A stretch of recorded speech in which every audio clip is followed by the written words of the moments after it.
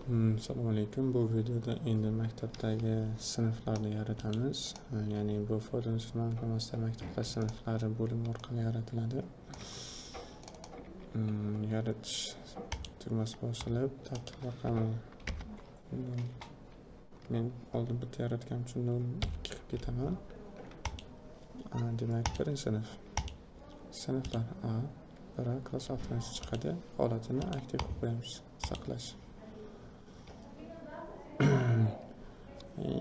Yanada shu etap ketma-ketligida hamma sinfni to'liq yaratib olamiz. Hammasini holatini aktiv qilib qo'yamiz. Maktabda nechta sinf bo'lsa, ya'ni birinchi sinflardan 4 ta sinf bo'lsa, ya'ni 1 bo'ladigan bo'lsa, hammasi kiritiladi. Ikkinchi sinflarda ham xuddi shunday. Nechta sinf bo'lsa, o'sha hammasi kiritilishi lozim.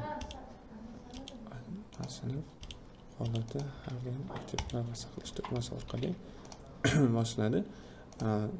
Maktab sinflari bo'limida o'sha oynada butun maktabdagi sinflar ro'yxati shakllanib turishi kerak.